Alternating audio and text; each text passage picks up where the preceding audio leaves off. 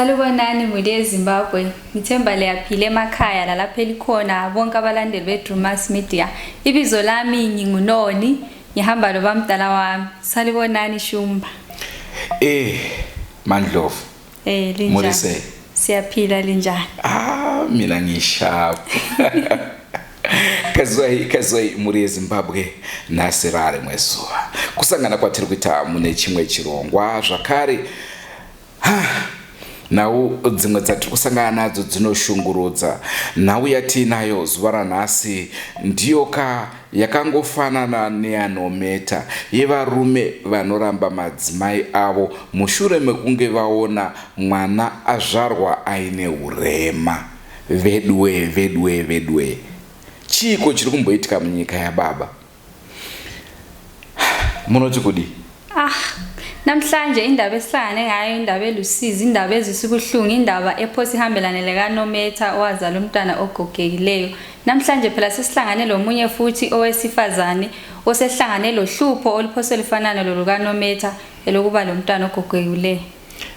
Asiti satatanga chirongwa chedu chezuva ranhasi muri eZimbabwe, ndingangoda kuti vasati vaona nyaya yatakaita ye4-legged family iri kunyanga itarise veduwe vanhu ivavo vari kuda rubatsiro. Vanogara vachindifonera, vane shamba makadini, vane shamba tatambura kuno. Veduwe, ndakumbira mainini, ndikumbira muombere kuvanhu, ndakumbira veduwe ngatibatsirei mhuri iyoyi. Vasati vaona story iyoyi, aiwa endaika kwairi munonzwisisa mhuri iyi iri kutambura, inofamba nemaoko nemakumbo. Saka naizvozvo havana chekudya, naizvozvo havana kana mauche, naizvozvo vari kushupika. Vakange vambowanawo mumwe MP werumwe dunhu muno muZimbabwe akanga aenda kunovakira zivhu. Vakange vati vakei yasvika pawindow level, hanzi vezvematongerwo enyika vakabva vapindira vakati, imi munotanga kuita zvirongwa zvenyu mudunhu redu musina kutizivisa inhaufa. Saka vakabva vangozvityawo ndokubva vasiyawo zvakadaro. Nanhasi imba iyo haina kupera. Tikutokumbira kwamuri muri eZimbabwe kuti kune vanoda vanokwanisa yamurai mhuri iyoyi, angave maasbestos anodikanwa, mawindow frames anodikanwa, simenti yekupedzesa inodikanwa. Yamurai mhuri iyoyi, ndapota hangu ndaombera. Tochidzoka muchirongwa chedu chezuva ranhasi, toda kuti tikupei nhau yamama vakasiyiwa vari vega zvakare, nenhau iyoyi yekuti mwana anenge azvarwa aine urema. Tinoziva nyaya dzekushungurudzwa kwevanhu kadzi nevanhurume dzakawandisa kudarika vice versa. Kana kuti varume havasi kuda kuuya pachena vachitaurawo kuti ini ndashungurudzwa, ndanzwai nemukadzi. Dzatiri ngowana ndedze madzimai ari kuchema nevarume. Ko paunomboti I love you, unenge uchifungei? Namhlanje phela sesiphathele omunye umama osetshe indoda njengokufanana lokaNometa. Sesithangane kakhulu le ndaba eziningi ezinjengazenezo. Besicela ukuthi amadoda bengabalekeli ukugcina abantu ababo. And esikhathini esiningi siyakwazi ukuthi amadoda akwanisa ukuyamukela izimo ezihlangana labantu ezitshiyeneyo. Kulabantu ababezalwa begogekile, abanye bazalwa betshiyene, belezinto ezitshiyeneyo. Esikhathini esiningi amadoda akwanisa ukwamukele. Kubuhlungu njalo kunzima. Mama lo uzazikhulumela udaba lakhe ukuthi kuhamba njani. Muna kuvatsaura kanawo yekunyanga. Indaba yenyanga sisacela uncedo, sicela uncedo kakhulu kule family yana phela bahamba izandla lenyawo, bahamba njengenkomo ukuthi izihamba njani, badinga uncedo noma kungama asbestos kumbe ukudla, anything okwanisayo. Siyakwazi ukuthi phela bakhona abanenhliziyo ezinhlophe, bakhona abalomusa, abalozwelo, abangakwanisa ukunceda noma yini khona okuncane lakho ukuncede ukuthi umunye umuntu ephile kahle. Isizathu nabasa nekuthi rubatsiro rwabva kunani? Angave ma-politicians, eka ndokuratidza nyika kuti hamuna godo.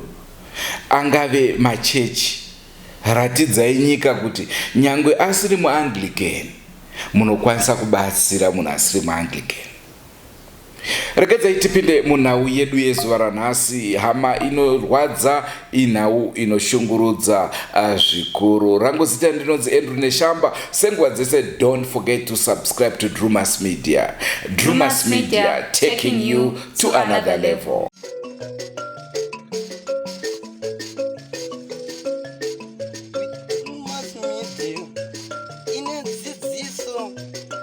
Nungamiro yekuti pakwarare upenyu ndipo patinoona ana sekuru vedu ari masvikiro nemapositori topa kumatendo kuva yarashumba vatidzidzisa nekuti pogwara iri. Makadi yenyu muri yeZimbabwe. Zita rangu ndinonzi Angelini Mukodzere. Ndauyawo kuDrewmas Media. Ndauyawo kuzotsvaga rubatsiro. Ndakasiwa nemurume ndine mwana ane 16 years akaremara. Mwana uyu haafambe, haataure, haana chaanokwanisa kuita mulife yake. Uye pa 16 years dzaainadzo zvese ndinomubatsira kubvira pakubereka, pakufidha, kupfekedza mapamba, uye anodya chikafu chakasiyana siyana.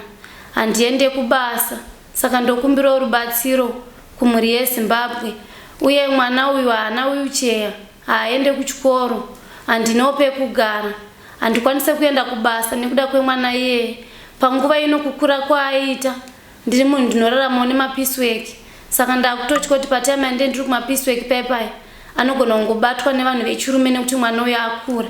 Saka ndiri kutsvaga rubatsiro nevanokwanisa kundipawo wheelchair, nevane ruzivo kwekuti ndinogona kumuendesa kuti agononobatsirwawo pamaexercise nekuvhurikawo njere dzake.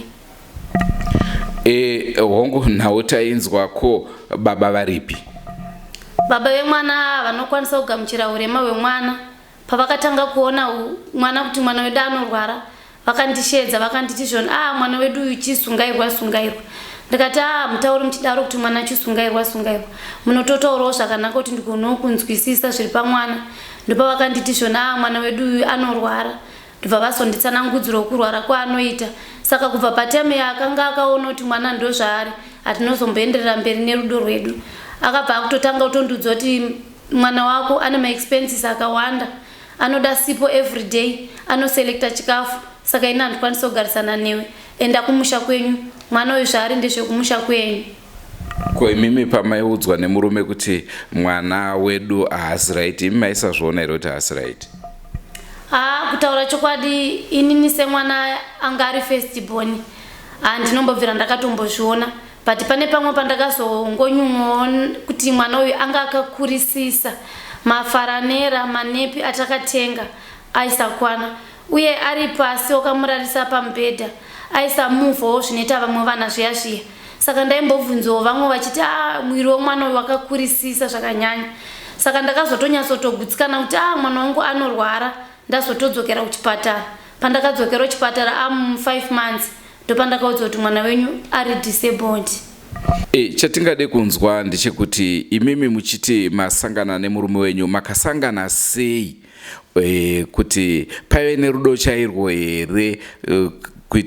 Chakuita kuti bvunze izvozvo ndechekuti kana azoona mwana aine urema okutizai, chii chaizvo changa chamboitika? Maonero angu andakazviita rudo chairwo panga pasina, but inini ndakanga ndakungowandira kuenda kwaari semunhu anga andibata, uye ndandisisina kwekudzokera nekuti ndaigara nemwana watete vangu. Tingade kunyatsotsanangurwa ipapo, akakubatai sei? Toda kuti munyatsotitsanangurira kusangana kwenyu kusvika muzoti mabatwa. Muri kutaura kuti makaita kurepwa here apa? Nyatsotitsanangurirai masanganirana makaita. Alright, inini ndaibva kumasowe.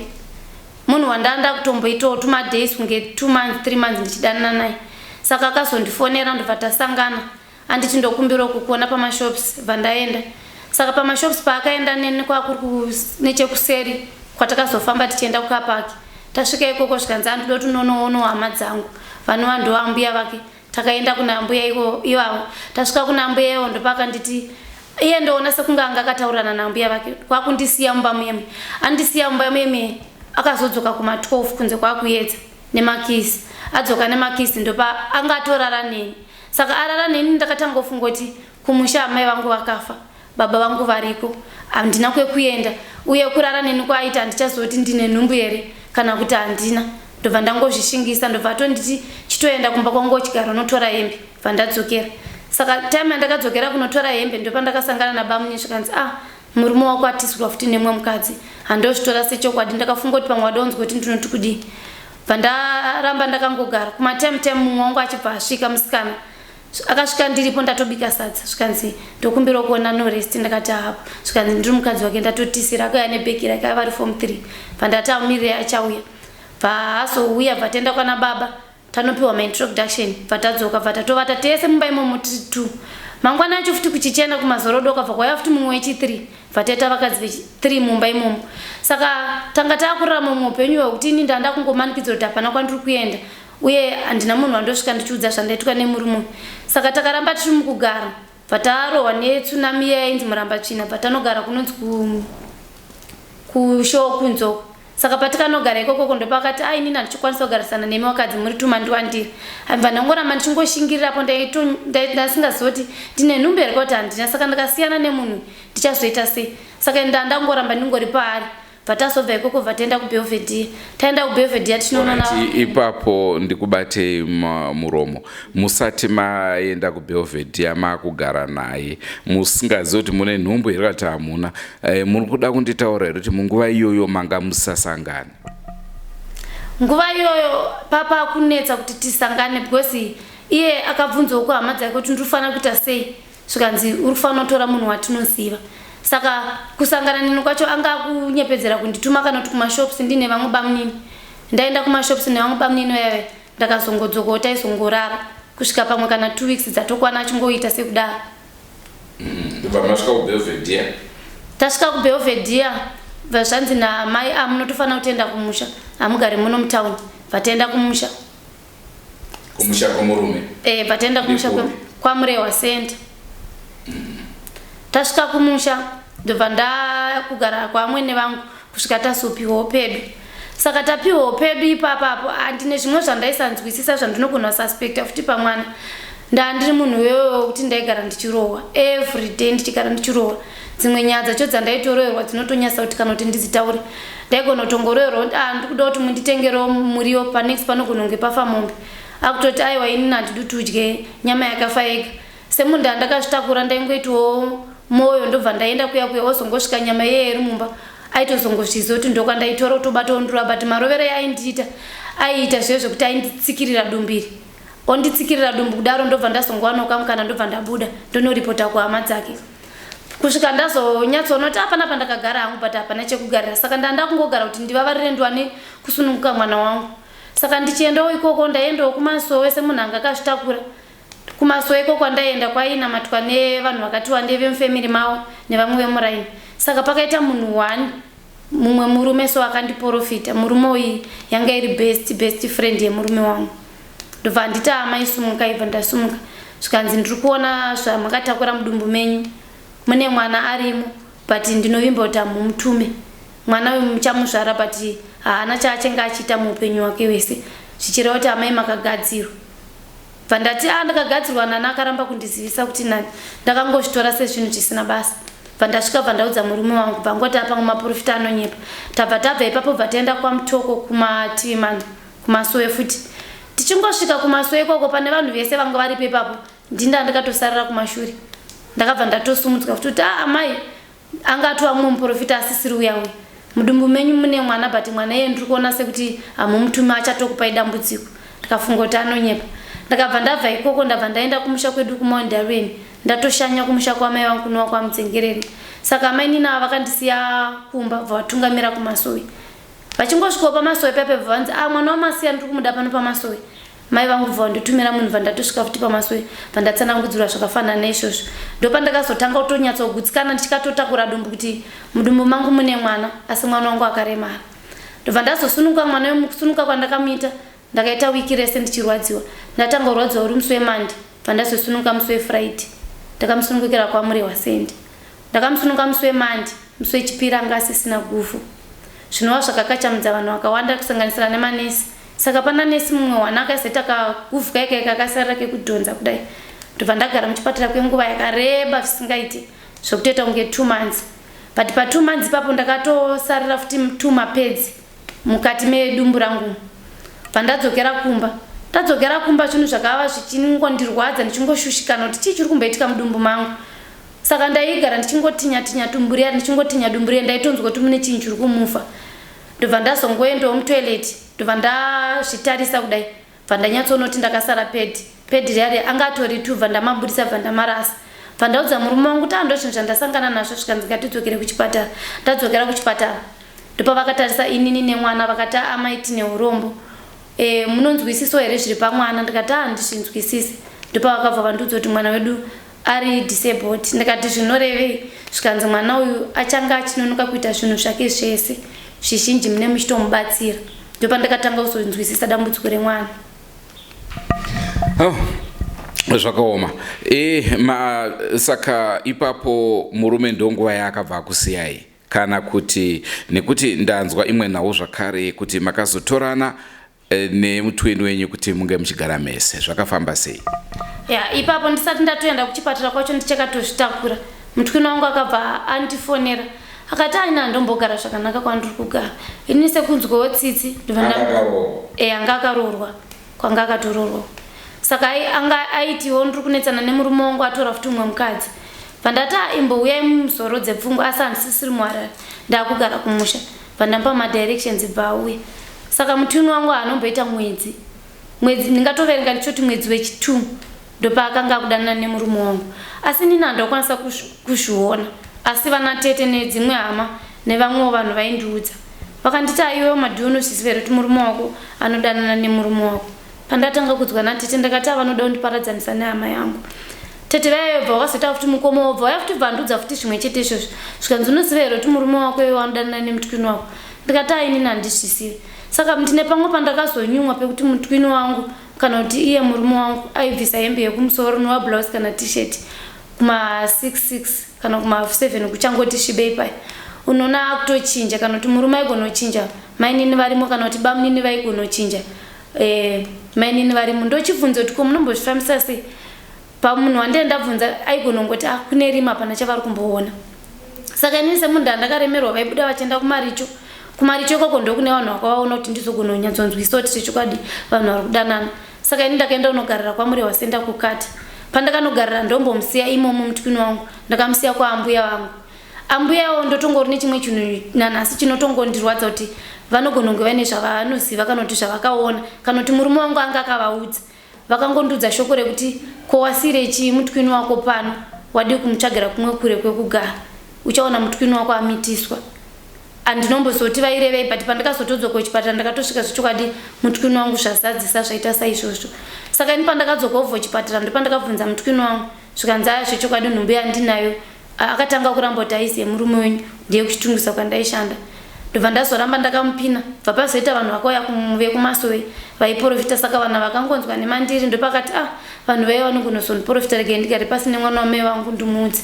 Ndopakati ndokumbirawo kukuonai bva ndaenda pangari zvikati ndokumbirawo kutaura nemi but musavhunduke kana kurwa nehana uye hamuzoitawo pfungwa dzekuzvisungirira here nekuti yaitondifungira izvozvo. Ndikati aiwa handidavo. Asi asati anditaurira izvozvo ndakatotanga kutoziva nekufunga kuti anodanana nemurume wangu. Zvikanzi sori zvenyu ndakabatwa nabamukuru musi wa3 December ndotori nenhumbu. Zvichireva kuti nhumbu yake nenhumbu yangu dzasinombonyanyosiyana ende kana vana vacho havanombonyanyosiyana patakavazvara. Wangu ini natova ne16 years wake wacho atova ne15 years. Saka ndopa ndikabva ndati saka iwe wakuona inini panapa ndichidya muriwo usina mafuta tichigeza tisina kana sipo ko chaukachiva pamurume wangu chi. Zvikanzi sori bamukuru vakandibata. Ndobva ndaunganidza hama but ndisati ndatounganidza hama yanga kutonditi ngatizviite zvesecret. Ndikati hatusvigona tiite zvesecret nekuti dumbu rako riri kukura vanhu vachada kuzoti nhumbu ndeyani. Saka iye aidanana nabamunini ari pakati pekudanana nabamunini zvikanzi ndongoti nhumbu ndeyabamunini. Bva ndagarawo pasi nini nemurume wangu nemutwini wangu apo ndaida kuti zvinhu zvisanyadzisa asi ndichizoti nhumbu ndeyemurume wangu. Svika nemurume wangu inini makaita saizvozvo kuti nhumbu ndeyabamunini ndozvitaura kuti nhumbu ndeyangu. Bva ndatoona kuti asaka panapa hapatori nairipo rege tongotaura chokwadi. Saka ndopa ndikabva ndashedzwa hama ndobva vauya bva wabvudzanisa. Mutwini wangu aiti ndakarepwa but murume wangu ainditi takatowirirana. Saka iye bva azonditera kuchipatara ndakanonoka kusununguka ndofunga mino munhu wechikuru akamutiwo ukasabudira mukadzi wako pachena haasununguki. Saka paakauya kuchipatara akandiudza zvineka chikuru mukati akati amainini muri kunonoka kusununguka muchaona ndatozvarisana naamainini. Saka musi wakazobvunzwa nyaya iye akatongonditi inini ndakavaudzeni pandakavaudza kuchipatara pandakavatera kuchipatara ndomaudziro yaakandiita asi inini zvese ndaizvisoti vanhu vari kudanana. Ndakabuda panze ndakapinda mumba kana dai vangu vachitaura nyaya vaibva vanyarara kusvika ndazonyatsoona kuti mutyini wangu ndozviripo sezvaanga andudza pandamutsvagira mari bvaenda kumusha. Asi asati aenda kumusha paakazvara mwana uyu akazvariswa naamwene vangu azvariswa namwana wangu mwana uyu anga ari mukomana akatondiudza kuti sisi ndiri kurwadziwa madhezi akanga asvika murume wedu anga ati amboenda kuHarare. Pandamufonera ndikati amainini vari kurwadziwa zvikanzi atsvaga vanhu vasunungutsa ndikati ndowawana kupi zvikanzi tsvaga. Pandamhanya unodza vamwene wangu ndikati amainini vari kuita sei vakurwadziwa zvikanzi alright mama bva uya bhatarira tese mukicheni. Usiku wacho bva asunuka mwana wake mukomana zvikanzi pandati ndakumupa zita ini ndaida kumupa zita rekuti Fungai bva varamba vakati aiwa anonzi Brandon vasunuka mwana wake. Murume wedu achiuya ini ndo pandakabva ndazosarenda ndikati inini zvepanapa handichazvida svika nemutyini wangu ini ndauda kutoendawo kumusha kunobata maoko. Mai yedu nguva yese yataita zvatiri kuita vanga vakafa but taisazvisiva vakafa 2007. Saka mutyini wangu paakanga akuda kuenda kumusha ndo pakati inini hazvigona kuti ndiende nemwana. Pandati saka mwana uda kumuita sei zvanzi inini mwana uyu ndokusiyira iwe because mwana womurume wako asi mwana wangu. Ndikati iwe wakuda kutondipa dambudziko iwe uchiona kuti ndine dambudziko remwana apo ndanda kuzviona kuti mwana wangu Brenda anorwara ndozovatakura sei ndozovachengeta sei zvikanzi iwe inini ndiri kutomusiya. Saka ndakafunga kuti ari kunyepa ndakazoona kuti munhu ari serious nekuda kuti nhumbu iyoyo ichiri nhumbu yainhirwa mushonga. Pamwe pacho ndakatombomuwanikidza chinwa kapu yesefi asi aina kubva bvaenda kune vamwe amaisu andikona hangu kuvataura nezita kuti ndokumbirawo mundibvisewo nhumbu. Amai vabva varwadziwa nesituation yangu inini vanga vakuisiwa bva vambawo kutsikisa. Saka iye haana kuzviziva kuti mushonga wandapiwa ndowekuita sei ndowekutsikisa. Saka ini ndopandakaramba ndichingonetsana naye kuti haukwanise kundisiyira mwana nekuti pamakadani nemurume wangu unondiudza zvikanzi manje inini mwana ndiri kutomusiya vawana mari yebhasi vaakuda kuenda kumusha. Saka ini ndakaona kuti mwana uyu akaenda naye anogona kumuuraya.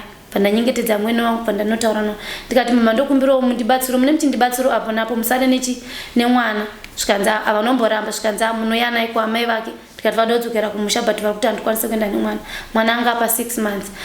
Ndinotovimba kuti mwana uyu haana kutonwa mukaka wamai vake nekuti kubva achinomusununguka aitondisira achiti nichamboenda kumashops kukure zvokutoita pamwe 10 k's aienda makuseni odzoka manheru. Pari kuenda makuseni papa achidzoka manheru mwana wendi ndaitoswera naye zvichiri kuti ndatova nematwinzi wangu mwana newake mwana aitowana ndamunwisa mukaka plus inini ndanda kutonyatsotoona kuti mumwe wangu asida kunwisa mwana mukaka.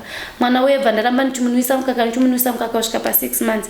Pa6 months ndo pandikazomusare ndo kuna amwene wangu bva wagona kumugamuchira kusvika izvezvi. Saka iye akazomuona ane nifunga kuma 8 years ndopandakamukumbira ndikati ini ndogona kungofa kana kurwara ndikukumbira uyoonane nemwana anomboramba bvandaenda kumusha bvandanotora mwana bvandauya naye bvaonana nemwana but paakunetsa manje panyaya yebirth iye ari kutonditi inini ndoona sekunge ari kunyara ari kutonditi nditorese mwana birth. Saka chimwe chinhu chiri kunyanya kundinetsa pamwana uyu brain dzake dzakutofanana nedzemwana wandinayo ini nekuda kuti mwana uyu ari mudumbu aishandisirwa zvinhu zvakasiyana siyana. Apanze futi ndine twice dzandakamuwanikidza achimusungirira isusu kwedu tinoti mutariro unoiswa hembe uyawe. Ndine ka3 kunge ka4 kandakamona achitora tambo achisungirira mwana wewe padenga paipai. Saka pabrain dzake semo munhu wandakaona kuti munhu uyu haasi kuda kuenda nemwana pfungwa dzake dzadziri dzekuti aende kumusha kundobata maoko asina mwana. Inini ndairamba kumutambira mwana ndosaka paizofungwa kuti beta ndiuraye mwana. Saka ndine ka3 kandakamuwanikidza achisungirira mwana pawaipai. Saka semunhu ndakuziva kuti ndozvaari kuita ndaiti kana ndakada kuti ndiri kuenda kuhuni kana kumvura ndaenda ndichimhanya speed yakadarikidzisa zvekuti ndaidzoka singafungidzwa kuti ndadzoka ndobva ndasvika ndobva ndadambura tambo iyi. Saka iye akazviona kuti izvi ndakundika 3 times dzese mwana ari kungowanika ari mupenyu ndangosvika ndodambura tambo yangu ndotora mwana uyo ndobereka. Tara chokadanda munhu andakasviudza musha mukusvikana nhasi ndatongozvitaura panapa. Saka akaona kuti ndiri kukasikira kuonekwa naamai angu. Mumwe musi ndakamuwanikidza akamurovera pasi ndofunga aita zvezvo kuti anobata tumakumbo twemwana kuti bwezi anga achiri mwana mudiki omubhomurira pasi but zvinhu izvi aizowanzosvita kumanheru futi ndisingaoni. semunhu ndakutochengeta iye ari musvere saka ini ndogona kunge ndiri busy aizozvita zvekuma7 kana kuma8 obhumurira mwana musoro pasi totorara ndisingazvisivi mwana uyo orara achingochema ko mwana ari kuchema iye aiti handisi kusiva ko mwana ari kuchema aiti handisi kusiva makuseni kwazochena ndopa ndakaona mwana akakukura musoro kuita kufuta ndobva ndamuti right iwe ukasataura chokwadi kuti mwana uyu aita sei semunhu ndandakuzoti pane zvaari kuita zvandakamuwanikidza achiita ndakabva ndamudurira pachena kuti handiri kuona kuti zvese zvauri kuita ndiri kuzviona iwe ukasandiudza kuti mwana aita sei ini ndakukusungisa pamusoro pezvawakaparadza imba yangu ndopa akanditaura chokwadi kuti ndokumbirawo sori mufunge mwana uyu ndatova nemazuva ndichimubhumurira pasi tikati saka uda kumubhumurira pasi kuti aite sei zvikanzi ini ndoda kuenda unobata maoko kumusha asi handisi kugona kuenda nemwana vandati alright zvakanaka ndozvakanipa pfungwa unotaura naye mwene wangu saka nyaya yapo ndeyekuti mwana uyu brain dzake kutaura chokwadi ari grade 5 kunge 6 but pari zvino asi kutenda chikoro haanawo ari kumubhadharira haanawo ari kumuitira zvaari kuda kana kumutengera mabooks saka nyaya iripo ndeyekuti pfungwa dzake dzatoita kakutendera but munhu wekuti wakamupa chinhu chakaita kunge foni kana radio wakamutigadzira ndo zvinhu zvaangatogona kugadzira but pamakore yaainawo negrade yaifanira kunge ari kana zita rake agona kunyora saka ndinoti vanhu vamwari ndo chikumbiro chandauyawo nacho kudrewmas media. Maybe tingangoda kuziva kuti dambudziko iri hongu munogona kunge muchiti mwana anogona kunge akaroyewa asi ndachida kuziva kuti kumusha kwemurume wenyu kune here vamwe vane urema hwakafanana naihwohwo? Kumusha kwemurume wangu kwandanga ndakaroorwa kunoti iye Brenda koti mumwe wabamukuru handingangoti ndibamunini anokura musoro kana uchida kumusumudza unototanga kusumudza musoro ozoenda nekumakumbo kwozoti mumwe akangoti achichema akatanga ngochema zvezvo zvokuramba achingochema zvakararaudzira ndobva asvika pakupera voice kusvika asasatogona kutaura bva asongofa. But sekufungidzira kwenyu ndiani anogona kunge akaita izvozvi? Mungamuzive here hatsi kuti hedu taurai nezita asi kuti urwere hwawo munofungidzira kuti ndofunga uyu ndiye anogona kunge akakonzeresa urwere hwemwana wangu?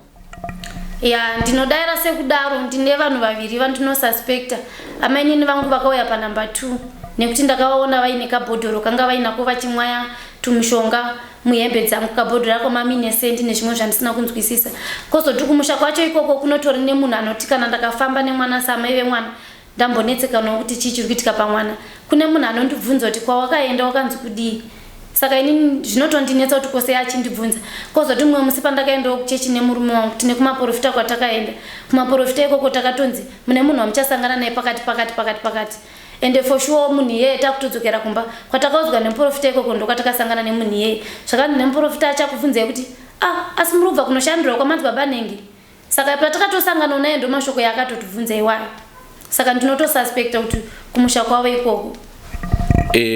Hongu tazvinzwa zvekumusha kwemurume but kwenyu kwakachena here kumusha? Kuna here futi vanogona kunge vakakuitirai misikanzo?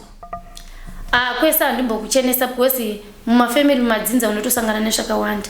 Kweduwo ndina mbuya vangu vanga vakakura vachindichengeta asi machengetera vakandiita vane mukomana wavakazondipfimbira.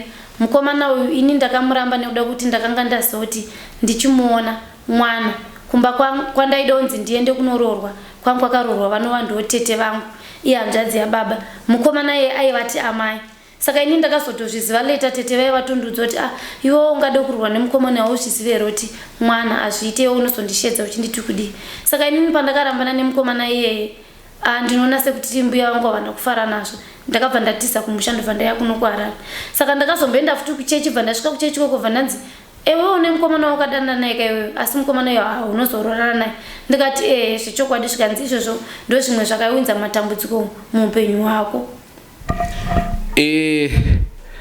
Ambuya vanga vakutsvagirai murume ivo kana kuti imimi hapana here kudya kwamakaita murume maisadya zvinhu zvake here ingave mari zvakasiyana siyana?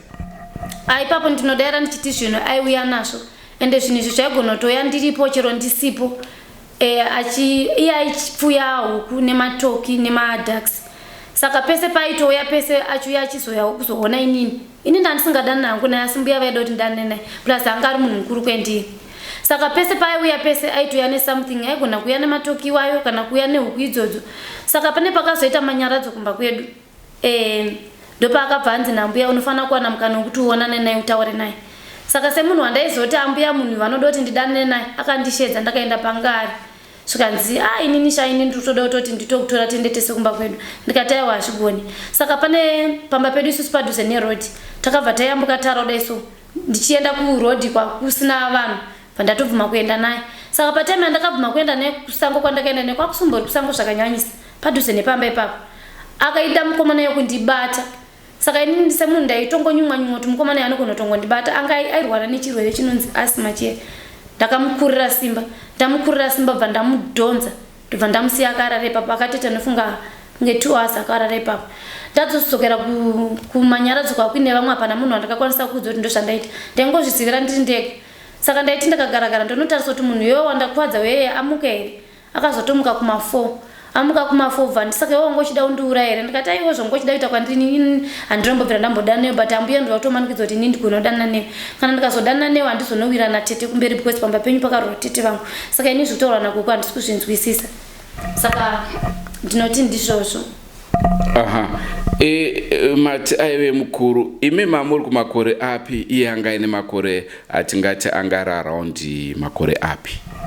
Apa nguva iyoyo ini ndanditori kuma 13 years but iye semunhu wandisinombobvira ndakatombotaurawo naye kana kuti ndibvunza kuti une makore mangani ndichizviona inini sekuti anga ari munhu angatova kuma 30 years panguva iyoyo. Muri kuzvinzwa muri yeZimbabwe ndiyo nhau yatinayo zuva ranhasi noni vachele. Muri yeZimbabwe indaba esilayo sesikhumelayo mama lapha esitshela udaba lakhe esitshela ukuthi yena kulogogo wakhe owayemdingele ijaha elukuthi limthathe ngaleso sikhathi yena wayesaseyintombazanyana encane ijaha lelo lilidala ugogo wakhe wayefuna ukuthi ethathwe ijaha lelo kwaba lesikhathi sokuthi ngibo kwaba lamaduduzo ugogo wakhe wathi ehambe lejaha lelo wahamba lejaha lelo lathi selifuna ukumbamba yena wabe selikhulela ngoba lalile asthma wasebesila walichiya khonapho yikho engasazange lambamba plaze naye engafuna ukuthi limthathe. Umama uhlanganile izinto eziningi kunjalo nje ulomntwana uBrandon umntwana wetwin lakhe omgcinayo umtwin lakhe wayengafuna umntwana cause wayebona ngani abantu bazakhuluma efuna ukuthi kube imfihlo ukuthi abantu bangakhuluma ukuthi ama-twins lawana mithi somuntu oyi-1 wayengafuna umntwana wayefuna ukuthi embulale ngale mayesekhaya siseyakhulumisa ukuthi mama bobhubhile kutholakala ukuthi nakala mntwana ayikho wasesithi ngicela ukuthi uthathe umntanami umthathise ibhethi ebe ngumntanakho. Udlule ezintweni eziningi kakhulu mama muri yeZimbabwe ende kunzima. Tongai Tinzwe muri yeZimbabwe munoti kudini nezvakaitika kune vanzvadzi vandinavo aiwa vatinavo zuva ranhasi mataura kuti muri kuda ruyamuro rwamuroda kuti muri yeZimbabwe vakuitirei ndezvipi nezvipi? Muri yeZimbabwe kunyanya chandoda kubatsirwa nacho mwiri yangu yakutorwadza nekubereka mwana uyo akura ane 16 years. Dzimwe nguva anotondidonedza ndichida kutraya kumusumudza handina wheelchair. Chimwe handina pekugara pakasununguka kwandinogara kuEpworth ndinoloja pandinotogara pacho panotori nedambudziko. Mwe musi mai wenditolojera ndakatonzwa vachitotaura kuti mwana uyu handinzwisisa kuti chidhoma here mwana here nekuti haatauri but makore ake ainawo afamba. Saka muri yeZimbabwe ndinotoriwo neshungu yekuti ndakawanawo pekugara nemwana wangu ndofunga kana hama dzinondida uye mwana haasi kuenda kuchikoro. Mwana anodya masoft foods haadye sadza anodya masoft foods achandikwanisa kuawana. Handiende kubasa muri yeZimbabwe kuenda kubasa ndinoda asi handina munhu wokusiyira mwana. Ndinotya kuti ndakasiya mwana nestage yaari anogona kungobatwa chibharo. Saka muri yeZimbabwe ndokumbirisawo kuna anokwanisa anoda kundibatsirawo. Ndinoda kuita project asi handina pekutangira even kutengesa mabhero ndinenge ndinaye kuchengeta huku ndendinaye nepekugara zvakanyanyisisa newheelchair. Vanhu vamwe ndinoti ndo zvinhu zvandituma kuti ndikwanise kuuyawo kunoku nemapamba anopfeka pamba everyday ndinowacha everyday ndo chikumbiro chandinacho mhuri yeZimbabwe.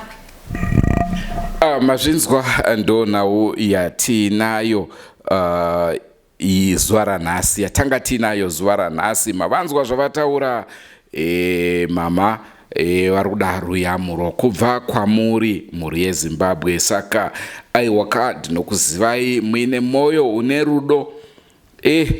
Muri kuona ka varume zvatinoita dzimwe nguva tinoita get away with murder, akatorepa vanhu vanokwana kuita vaviri. Asi ndinoziva kuti kana kuri kunzi nhasi uno nhau iyi kuiripota yakadarika kare, nemaeji acho akadarika kare kuti yaikwanisa kunge ichitongeka. Ameno kuda sezvo ndisina ruzivo rwakawanda mune zvekutongwa kwenyaya, kuda pane zvinogona kuitika muzuva ranhasi. Asi baba vasi kubhadhara maintenance vanoenda kubasa here? Ipapo panotondirwadza, nyangwe achienda nyangwe asingaendi. Pandakapedzisira kuonana naye ariko kumusha kwaita manyaradzo, ndakatombomushedza paside ndichitotaura nezvaBrandon, kwete Brand, ndichitotaura nezvaBrandon nekuti ari kumusha ikoko. Ndinombomutora ndichimudzosera, chitiko iwewe sei mwana asiri kuenda kuchikoro? Anokudza kuti handina mari. Ndobva ndanzwisa kuti hausi kushanda, vanokanya zvidhina, votengesa zvidhina. Zvidhina izvozvo unosongodzwa kuti zvakatengeswa, mari yacho handina kana sendi. Saka pari pamaintenance, kana ndakada kutoti nditomuendera kumaintenance zvanhasi, kana mangwana anotongosvika achitonofarirwa. Zvinhu zvaasina kana basa nazvo, kana kumbotobvunzawo nezvazvo kuti mwana ari sei, haana kana basa nazvo. Muri kuregererei kuenda? Ndinotoenda, but ndatoenda ikoko chitosvika anogona kuti ndipewo mari yedrink. Aiwa, ndinoreva kuti sei musingano reporta kune ve-maintenance kuti akwanisika kunge achengeta mhuri yake? Alright, ku-maintenance inini mai vangu vakafa. Handina mumwe munhu wandinotemba naye kuti ndiye wandinogona kuti anondibatsira kuchengeta mwana. Mai vake ndo vanga vakanti ndokumbiriswa kuti musaende ku-maintenance nekuda kwokuti patime dzimwe dzandinomboona mapeace job nepandaimboshandira kusecurity vaiti uyai naye. Kuenda naye ndinoenda naye, asi ndine pamwe pano panosondirwadza. Brenda munhu wekuti wakamupa chikafu muplate anodya nekiti, wakasatoidzinga iwewe iye haatozivi. Munhu wekuti pakauya imbwa achidya sadza muplate imomo anodya nembwa iyoyo. Kwakauya huku achidya pasina munhu pamba, vari kumunda kana kuti vari nyangwe ndinaye nini, munhu wekutoti haatozivi. Saka izvozvo ndo zvinhu vanga vakangondirerutsira kuti munopota muchiuya naye paputime amune muchida kuenda kumabasa.